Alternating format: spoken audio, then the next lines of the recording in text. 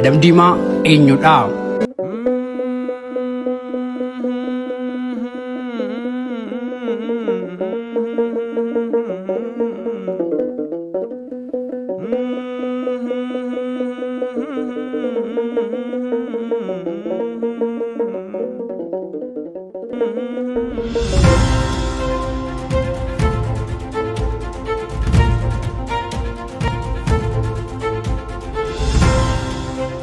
Jagna gaarota raasee aariitu manaa baasee goota diina dachaasee kana gaazii arcaasee Adam Diimaa yooman faarsi jechuun weellisaan qabsoo Caalaa Bultumee kan sirbeef Adam Diimaa eenyudha? Jagna gaarota raasee aariitu manaa baasee goota diina dachaasee kana gaazii arcaasee Adam Diimaa yooman faarsi. Maqaan dhaloota isaa Adam Ahimad Ali yeroo ta'u caalaatti garuu Adam Diimaa jedhamuun beekamaam. Diinaraas ammoo maqaa qabsoo isaatiin. Adam Diimaan bara 1971 godina Harargee Lixaa aanaa Doobbaa Gandaalii Xiqqaa Araddaa Jannataatti dhalatee guddatee. Adam Diimaa bultii dhaabbatees haadha manaa lamarraa ijoollee 9 horatus jireenyaaf maatii isaa caalaa walabummaa sabaa caalchifatee qabsoodhaaf hidhatee hanga lubbuunsaa wareegamtuttis galaana qabsoo daakaa sabasaaf nama jiraatedha. Sirna hamaa ilmaan Oromootti diina ta'e sanatti Adam Diimaa diina ta'uudhaan afaan qawwee isaaniittis innis afaan qawwee galagalchuudhaan sodaa tokko malee xiiqiin lolaa ture. Roorroo saba isaarra ga'u kamuu fincilee mormee lolee lolchiiseetu diina ba'aaf gala wallaalchisee. Xiiqiif sabboonummaan dhiiga Oromummaan gootummaan sabasaaf loleetu maqaa Diinaraas jedhamus sabasaarraa gonfatee.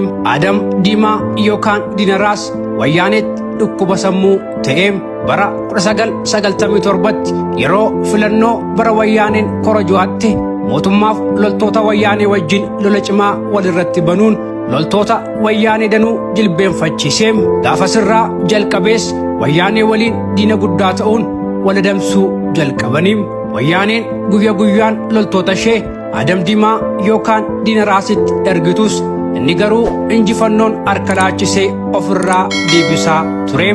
Dhukaasa jabaa irratti bananis Diinaraas loltoota wayyaanee haxaa'uun gumaa ilmaan Oromoo baasaa ture. Yeroo wayyaaneen poolisoota ishee erguun Oromoota sabboonummaa qaban kaan reebuun kaan hidhaan dararaa kaanis ajjeesaa turan. Gootichi Diinaraas osoo an lubbuun jiruu saba koo hin fixan jechuun wayyaanee faanas kokkee wal qabee. Yeroo kana loltoonni wayyaanee 50 ta'an isa qabuuf mana isaatti yeroo marsan gootichi Diinaraas garuu tooftaa lolaa isaan hin qabne waan qabuuf loltoota isaanii 2 garanaa garanatti isaan kuffisuun isaan harkaa miliqee deemee. Sabni isaas hidhatee humna wayyaanee akka ofirraa loluuf Diinaraas leenjii hidhannoo barsiisaa tureera. Wayyaanee humna qawweetti amantus baaf gala ishee dhorkeera. Boodarras gootichi Adam Diimaa yeroo Oromoon loltoota wayyaanee naannoo Somaalee poolisii addaatiin ajjeefamutti taa'ee ilaaluu hin dandeenye. Loltoota wayyaanee naannoo Somaalee kanatti dhukaasa banuun lafarraa isaan daguugee. Oromoo sabasaaf gaachana ta'ee dhumaatiirraa isaan baraaree. Diinaraas boodarra harka diinaa bu'uun manadhaatti darbatamus gootummaaf onneesaa sodaan qabne sanaan manadhaa wayyaanee cabsuun miliqeera. Dhumarrattis Adam Diimaa yookaan Diinaraas amajjii 26 bara 2009 loltoota wayyaanee yookaan agaasii faana lola cimaa walirratti banuun baay'ee isaanis madeessuun ijibbaata jabaa erga taasisee booda dhumarrattis ofiisaatis wareegamuuf dirqamee.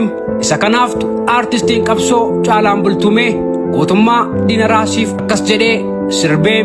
Jagna gaarota raasee aariitu manaa baasee goota diina dachaasee kana gaazii harcaasee Adam Diimaa yooman faarsi. Gootonni Oromoof wareegaman hin duuneem lafeef dhiigni isaanii ilmaan Oromoo miliyoonota keessa jiraam. Bara baraan seenaa qabsoo uummata Oromoo keessatti kabajaan jiraatuum galatoomaa.